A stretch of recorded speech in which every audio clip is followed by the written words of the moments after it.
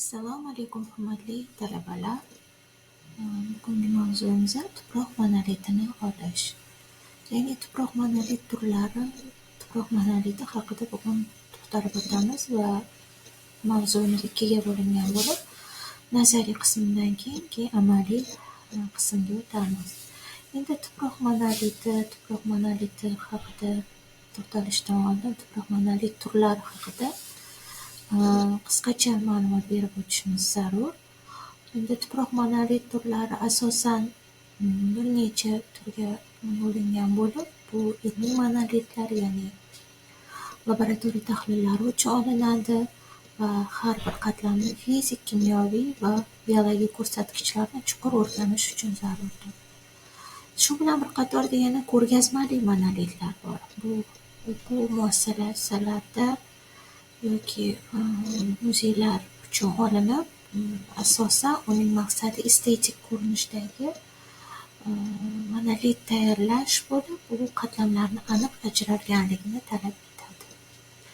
Va yana bir monolit turi bu monitoring monolitlari deyilib, bunda vaqt o'tishi bilan tuproqda kechayotgan o'zgarishlarni kuzatish uchun bizga monolit olish uchun zarurdir.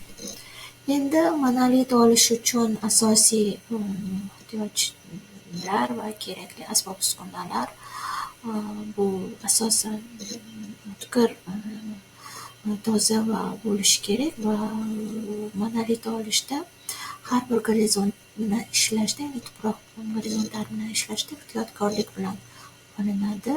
Sababi genetik gorizontlar buzilib ketmasligi zarur. Yana shu bilan bir qatorda namuna olayotgan joyni yuqori namlik yoki shamol bo'ladigan bo'lsa, bu holda ishni vaqtincha to'xtatib turish zarur. Sababi bunda genetik gorizontlarning buzilishi yoki tuproqning joydan ko'chishi kabi jarayonlar kuzatilishi mumkin.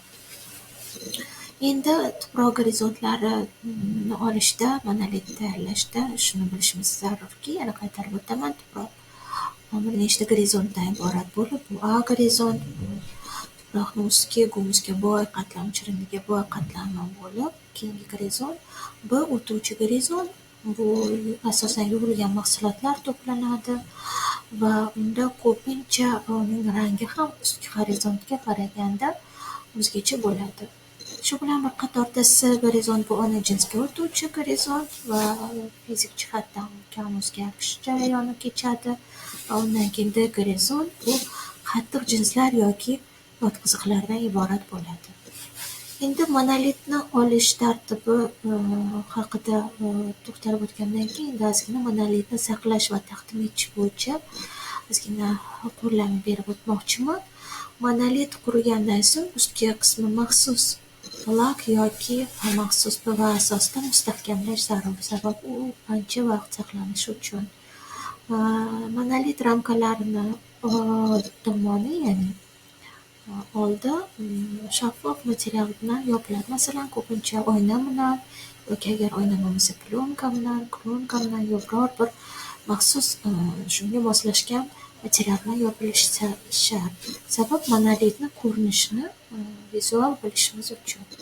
Har bir gorizont uchun alohida etiketka, rang yoki tuzilma ko'rsatilishi zarur.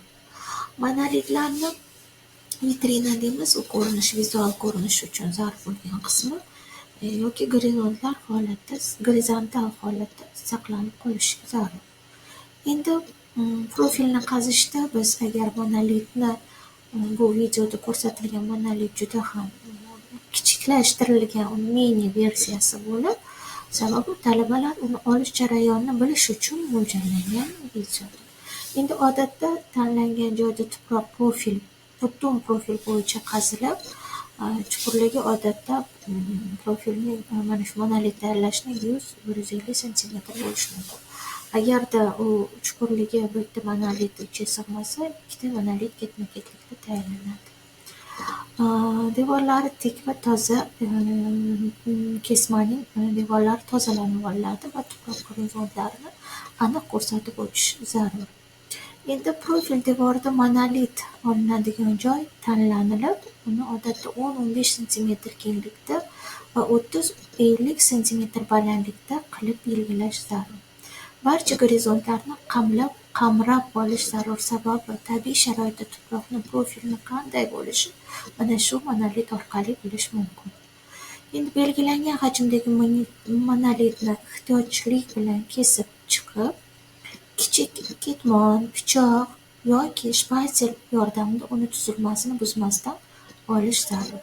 Olingan monolitni maxsus yoki bizni holimizda improvizatsiya qilingan, masalan, kichik qutiga yasalgan talabalar tomonidan mana shunga asta-sekinlik bilan solish zarur. Monolit tayyor bo'lgach, u ehtiyotlik bilan laboratoriyaga yetkaziladi. Bu namuna tuproqning tuzilmasi, tarkibi va boshqa xususiyatlarini o'rganishda yordam beradi. Endi shu tariqa tuproq monolitini olish jarayoni samarali va ilmiy asoslangan tarzda amalga oshirilishi zarur. Endi biz amaliy qismga o'tamiz va tuproqshunoslik kafedrasidagi 2-kurs talabalari amaliy mashg'ulotda dala sharoitida tuproq monolitini olingan video lavhani ko'rishingiz mumkin. E'tiboringiz uchun rahmat. Tepasidan shularni olib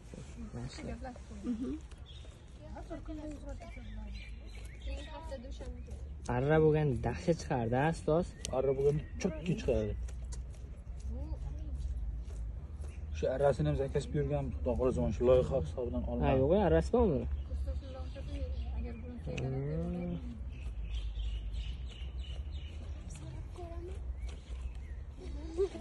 Kiydiramizmi, ustoz? Hozir Keyin orqasini tushirib olamiz. Qo'lga berasiz. orqasini endi qanday qilsam?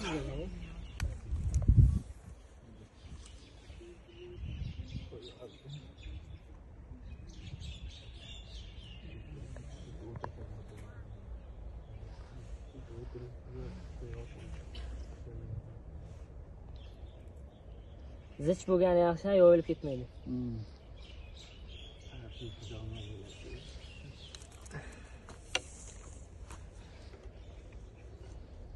Точно 50 ekan ma'lum.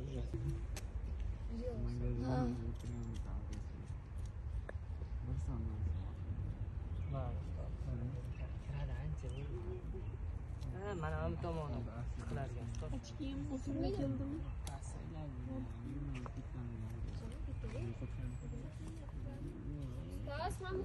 O'rganishga kesmasin. Bo'ladi. Ne solyapsiz ustoz? U yarimni tushib qoldi pastga. Bo'lakchasi o'shani qo'yib yubordik-da.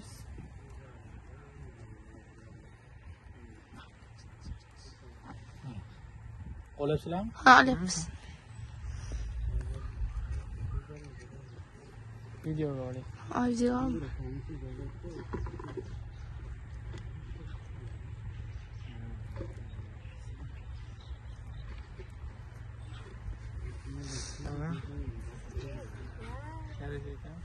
Ha, çok iyi. Ben yarısı mesleğim yarısı. Ana zich borish kerak. Tagi zich bormanmi deyman. Hozir keyin to'g'rilaymiz. Ha, kesiladi-ku. Ana endi xuddi shu joyini mana bu joydan ozroqgina tubigacha olmanglar, salgina buncha qoldirib turib ochib beringlar. Boshlaydi. Bu yog'i nima? Ha, buni endi nima qilib olishimiz kerak. Kesaylikmi? Yo'q, bu yog'i ochish kerak. Mana bu yerda ko'proq ochib kelavering bu yerdan. Birlab kelaveradi. Bunday shekilli. Xuddi shunday tekis olmoqchimiz. Hozir tushanda, pro. Bu yoqdan qarab qo'ydi. Atirgilam kichiga o'sgan ekan. Arra bo'lgan hozirga shuni kesarsiz bu. Shuni o'zini bir boshdan olaversa hech bo'lmaydi. Sinib ketadi. Oldik. Shuni yotqizing joyiga, ustoz. Ana monolит bo'ldi o'zi ham. Yo'q. Ana tomirda buni kesgan o'zi. Olalasizmi? Voy, siz zo'r bo'ldi. Uzoqroq davom et, chiroyli qilib ol. Videoga olyapsizmi?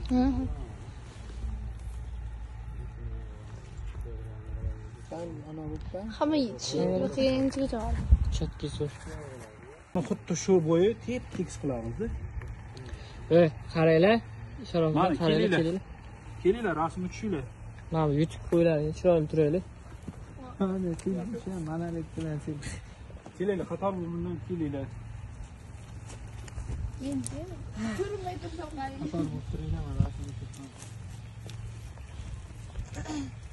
Qarang, hozir mana yonlarda bo'shliq baribir.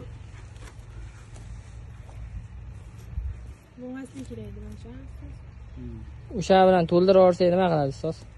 O'sha qatlam-ku. Video olmaysizlar-da o'sha joyni. Xo'p. O'zbekchilik bor.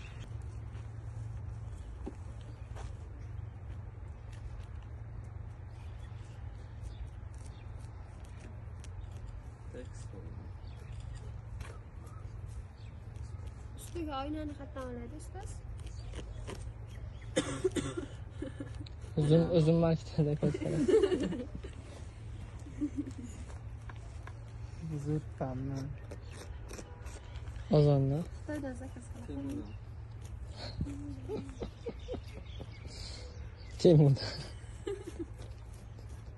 Temu ham bloklanibdimi? Ochilmas ekan endi. Hozir zakaz qilib qo'yganlarning nima bo'libdi tovari? Kuydi. Serios, kuyamkan. Kelyapti. Kelar ekanmi? Siz ham zakaz qilganmisiz deyman.